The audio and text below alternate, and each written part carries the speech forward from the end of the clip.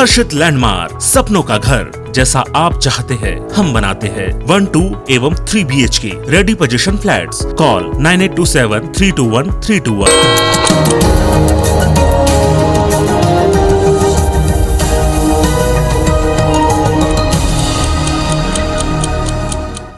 नमस्कार, good morning. मैं हूं आपके साथ आकांक्षा और आप देख रहे हैं IBC 24/7 की बड़ी बात में। आप सभी का स्वागत है। शुरुआत करेंगे इस बुलेटिन की और सबसे पहले बात करेंगे मध्य प्रदेश में उपचुनाव के दंगल की।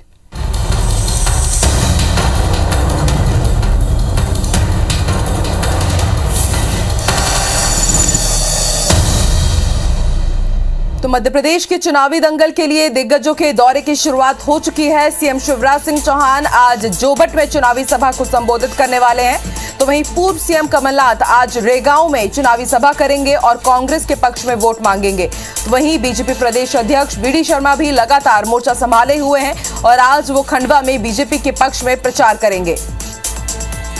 तो रेगांव, जोबट और खंडवा आज यहां पर चुनावी दंगल के लिए दिग्गजों का जमावड़ा लगने वाला है। सीएम शिवराज सिंह चौहान आज जोबट में चुनावी सभा करेंगे और बीजेपी प्रत्याशी के पक्ष में वोट मांगेंगे। इसके साथ पूर्व सीएम कमलनाथ रेगांव में कांग्रेस के पक्ष में आज वोट मांगेंगे। वहीं बीजेपी प्रदेश अध्यक्ष भी आज खंडवा में प्रचार करेंगे बीजेपी के पक्ष में।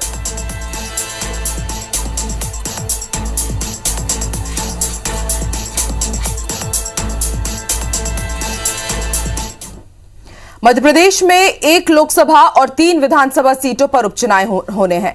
बीजेपी प्रदेश अध्यक्ष BD शर्मा ने कहा है कि बीजेपी उपचुनाव को लेकर व्यापक तैयारियों में जुटी हुई है। प्रधानमंत्री और मुख्यमंत्री की गरीब कल्याण की योजनाओं को व्यापक जन समर्थन मिल रहा है। BD शर्मा ने कहा कि कांग्रेस अब कहीं भी चुनावी मैदान में नहीं है। लोकसभा और विधानसभा की सभी सीटें पूर्ण बहुमत से हम ही जीतेंगे। तो बीजेपी प्रदेश अध्यक्ष BD शर्मा ने जीत का दावा किया है। उनका कहना है कि केंद्र और शिवराज सरकार ने जो गरीबों के लिए और जन कल्याण की योजनाएं लेकर के आए हैं उससे जरूर फायदा मिलेगा उन्हें और यही उनके लिए वोट का काम भी करेगा। और उन्होंने कांग्रेस के लिए ये कहा है कि कांग्रेस किसी भी जगह मैदान में नजर नहीं आ रही है, पूर्ण बहुमत बीजेपी को ही मिलेगा।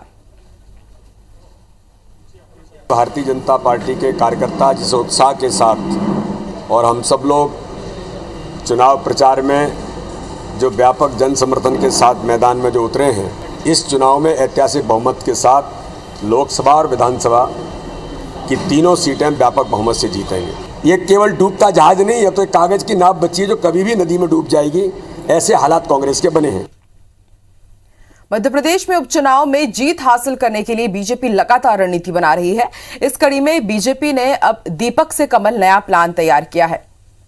भोपाल में बीजेपी चुनाव प्रबंधन समिति की बैठक में इस प्लान को अमली जामा पहनाने का खाका तैयार किया गया। इसके तहत बीजेपी 21 अक्टूबर को उपचुनाव वाले सभी 3067 बूथों पर जनसंघ का स्थापना दिवस मनाएगी। इस मौके पर विभिन्न कार्यक्रम भी आयोजित किए जाएंगे, जिनकी थीम दीपक से कमल या जनसंघ से भाजपा होगी। जनसंघ का चुनाव चिन्ह कभी दीपक हुआ करता था, जबकि बीजेपी का चुनाव चिन्ह कमल का फूल है। चुनाव प्रबंधन समिति की बैठक में केंद्रीय मंत्रियों के प्रवास भी तय किए गए हैं।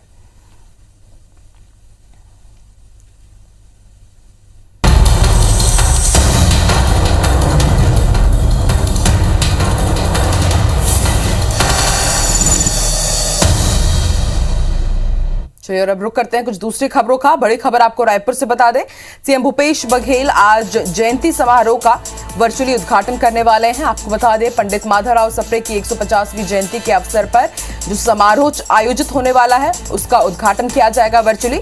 शाम करीब 5:30 बजे सीएम भूपेश बघेल ऑनलाइन अंतर्राष्ट्रीय वेबिनार में भी शामिल होंगे और इसका जो विषय है वो हिंदी का लोकतंत्र है। 2 दिनों तक ये वेबिनार चलेगा। साहित्यकार डॉक्टर कुसुम खेमानी को पत्रकारिता सम्मान से सम्मानित भी किया जाएगा। तो सीएम भूपेश बघेल के आज क्या कुछ कार्यक्रम रहने वाले हैं उसकी जानकारी हम आपको दे रहे हैं। पंडित माधवराव सप्रे की 150वीं जयंती के मौके पर एक वेबिनार आयोजित किया जा रहा है 2 दिवसीय, और उसका आज वर्चुअली शुभारंभ करेंगे सीएम भूपेश बघेल। और इस मौके पर हिंदी का लोकतंत्र विषय पर वेबिनार आयोजित किया गया है, उसमें भी सीएम भूपेश बघेल वर्चुअली जुड़ेंगे। शाम 5:30 बजे से ये वेबिनार की शुरुआत होगी।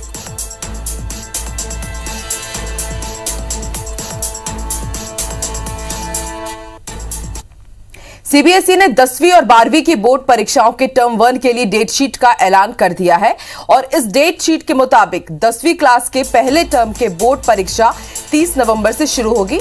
वहीं 12वीं की परीक्षा 1 दिसंबर से शुरू होगी। एग्जाम कंट्रोलर से मिली जानकारी के मुताबिक डेट शीट मुख्य विषयों के लिए है और जबकि माइनर विषयों का कार्यक्रम अलग से स्कूलों को भेजा जाएगा। कक्षा 10वीं और 12वीं के लिए माइनर सब्जेक्ट की परीक्षा 17 नवंबर और 16 नवंबर से शुरू होगी। शैक्षणिक सत्र को विभाजित करना, 2 टर्म वाली परीक्षा आयोजित करना और पाठ्यक्रम को युक्ति संगत बनाना साल 2021 और साल 2022 के लिए 10वीं और 12वीं कक्षा की बोर्ड परीक्षाओं के लिए विशेष मूल्यांकन योजना का हिस्सा है, जिसे जुलाई में कोविड-19 महामारी के मद्देनजर घोषित किया गया था।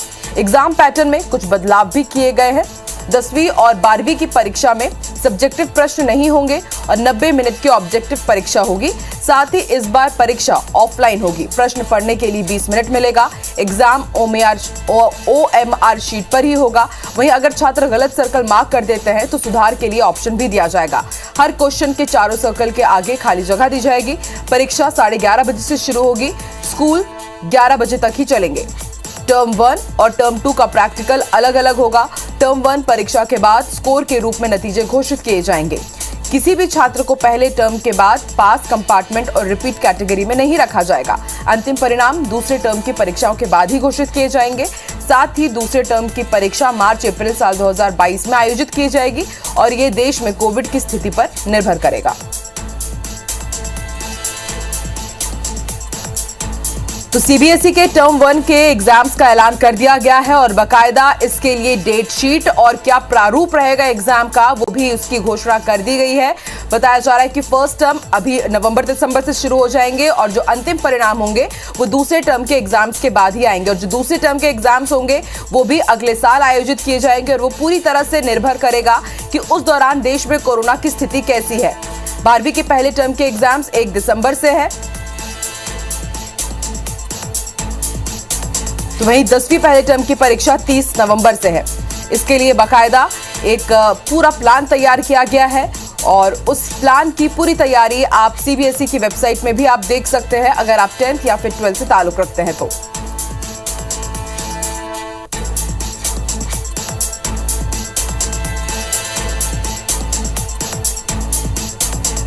बताया जा रहा है कि इस बार सब्जेक्टिव क्वेश्चंस नहीं होंगे। 1.5 घंटे के लिए सिर्फ ऑब्जेक्टिव एग्जाम्स होंगे और OMR शीट में ही इसे आपको आंसर्स फिल करना होगा और अगर आपसे कुछ गलती हो जाती है तो उसके लिए भी यहां पर अलग से ऑप्शन दिया जाएगा।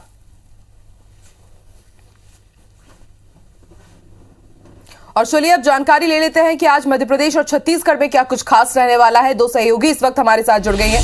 मध्य प्रदेश की जानकारी हमें देंगे नीलम और वहीं रायपुर से लाइव जुड़ी है हमारे साथ प्रिया जो हमें छत्तीसगढ़ की जानकारी देंगी। सबसे पहले प्रिया आपकी तरफ रुख करते हैं, क्या कुछ आज खास रहने वाला है छत्तीसगढ़ में? बिल्कुल, आज मुख्यमंत्री भूपेश बघेल आकांक्षा एक वर्चुअली कार्यक्रम में शामिल होंगे। माधवराव सप्रे की जयंती के अवसर पर उनकी 150वीं जयंती है और उसके लिए 1 साल भर का पूरा कार्यक्रम आयोजित किया गया है और उसके लिए आज से हिंदी का लोकतंत्र विषय पर वेबिनार 2 दिन का शुरू किया जा रहा है। इसमें मुख्यमंत्री भूपेश बघेल वर्चुअली शामिल होने वाले हैं और ये उसका शुभारंभ करेंगे। इसके अलावा डॉक्टर कुसुम खेमानी को पत्रकारिता सम्मान से सम्मानित भी करेंगे। तो ये आज मुख्यमंत्री भूपेश बघेल का कार्यक्रम है। इसके अलावा बात कर ले प्रदेश के और सियासी हलचलों की तो स्वास्थ्य मंत्री टी.एस. सिंहदेव जो है वो अभी भी दिल्ली दौरे पर हैं और जब से वो दिल्ली दौरे पर गए हैं एक बार फिर से प्रदेश में सियासी हलचल जो है वो तेज हो गई है। लगातार जब भी विधायक और मंत्री दिल्ली दौरे पर जाते हैं तो फिर से प्रदेश भर में सियासत गर्मा जाती है और बीजेपी भी लगातार इसको लेकर हमलावर है कि प्रदेश में सरकार स्थिर नहीं है और 2.5 साल वाला फॉर्मूले पर जो है वो लगातार इस पर जो कयास है वो फिर से लगाए जाने लगे हैं।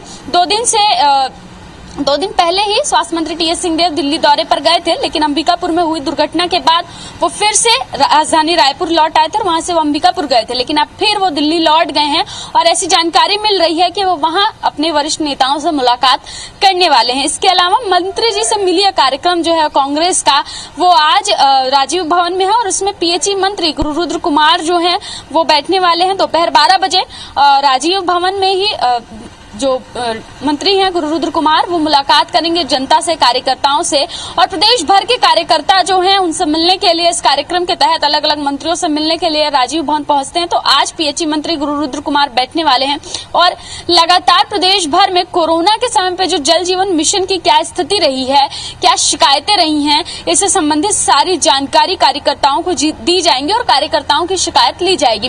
कांग्रेस सरकार ने सरकार में आने के बाद से एक नया इनिशिएटिव लिया था कि हर हफ्ते में हर दिन अलग अलग मंत्रियों को यह जिम्मा दिया गया था कि वो राजीव भवन, जो कि कांग्रेस का मुख्यालय है, वहां पर बैठेंगे, लोगों की शिकायतें सुनेंगे उनके विभाग से संबंधित और उसे जल्द से जल्द दूर करने की कोशिश करेंगे। कोरोना के कारण ये स्थिति थोड़ी बाधित जरूर हो गई थी, लेकिन अब एक बार फिर से शुरू कर दिया गया और आज पीएचई मंत्री गुरु रुद्र कुमार इसमें बैठेंगे। तो ये तमाम हलचलें, आकांक्षा आज दिन भर के लिए। ठीक है, आप बने रहिए प्रिया, हमारे साथ रुक कर लेते हैं नीलम का। नीलम, आज मध्य प्रदेश में क्या कुछ खास रहने वाला है? बड़ी सियासी हलचल कौन सी रहेंगी?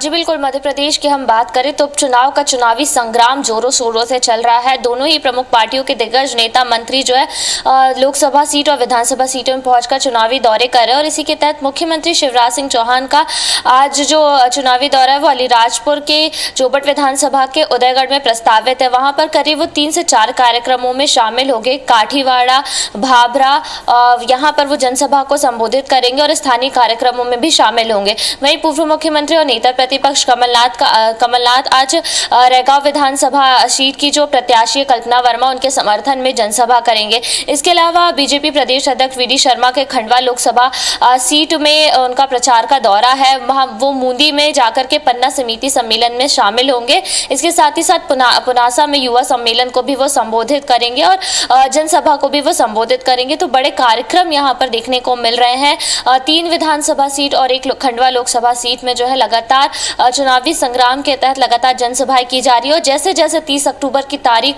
आ रही है, दोनों पार्टियों के दिग्गज नेता और मंत्री अपनी जनसभा संबोधित करते हुए पूरे जोरों शोरों से प्रचार में जुटे हुए हैं। जी ठीक है नीलम, आप भी इन तमाम खबरों पर नजर बना के रखिएगा। शुक्रिया आप दोनों का पूरी जानकारी देने के लिए।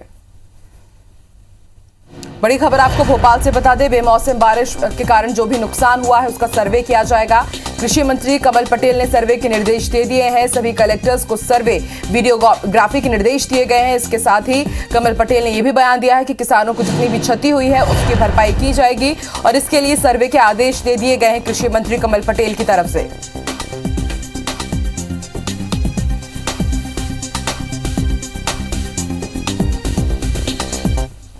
इसका वीडियोग्राफी करके सर्वे किया जाए और किसान की क्षति का आकलन करके एक कॉपी पंचनामा बनाकर एक कॉपी किसान को दे और एक कॉपी कलेक्टर को दे, एक बीमा कंपनी को भेजे ताकि किसान की क्षति की पूर्ति बीमा कंपनी से कराई जा सके। ये निर्देश मैंने सभी कलेक्टर्स को जारी कर दिए। तो श्योपुर में बेमौसम बारिश ने किसानों की कमर तोड़ दी है। सोमवार रात हुई बारिश ने रही सही उम्मीद पर भी पानी फेर दिया। चंबल इलाके में बाढ़ के बाद किसानों ने बड़े पैमाने पर धान की बोनी की थी। किसानों को इस फसल से काफी उम्मीदें थी, लेकिन सोमवार रात हुई बारिश के कारण धान ही नहीं सोयाबीन की ज्वार भी फसल भी चौपट हो गई। बर्बादी का मंजर देखकर किसान सदमे में है। वहीं बारिश के कारण बंजारा डैम ओवरफ्लो हो गया है, जिसके चलते निचली बस्तियों के पास तक नदी का पानी पहुंच गया है। 2 महीने पहले अपने घरों के साथ गृहस्थी का सारा सामान खो चुके लोग इस हालात से बुरी तरह घबरा गए हैं। तो वहीं कलेक्टर ने रात को ही पटवारियों को अपने अपने हलकों में नुकसान की जानकारी कोटवारों के जरिए लेने और गांव में पहुंचने के निर्देश दिए। कलेक्टर ने दलबल के साथ शहर की निचली बस्तियों और बंजारा डैम से लगे गाँव में पहुंचकर हालात का जायजा भी लिया। जो ग्रामीण क्षेत्रों में फसल की जो बात हो रही है उसका भी आकलन किया जा रहा है। आकलन करने के बाद ही स्थिति स्पष्ट होगी। हमारी राजस्व की टीम, हमारी कृषि की टीम, ये सभी लोग मैदान पे हैं अभी और सब अपना आकलन कर रहे हैं। उसके आधार पर ही कोई आगामी कार्रवाई की जाएगी। मुरैना के टेटरा इलाके में चंबल नदी के टापू में फंसे यात्रियों का रेस्क्यू कर लिया गया है। ये सभी यात्री करोली माता के दर्शन कर लौट रहे थे। 50 से ज्यादा यात्री इस टापू में फंसे हुए थे। प्रशासन, पुलिस ने स्थानीय लोगों की मदद से इन्हें रेस्क्यू किया।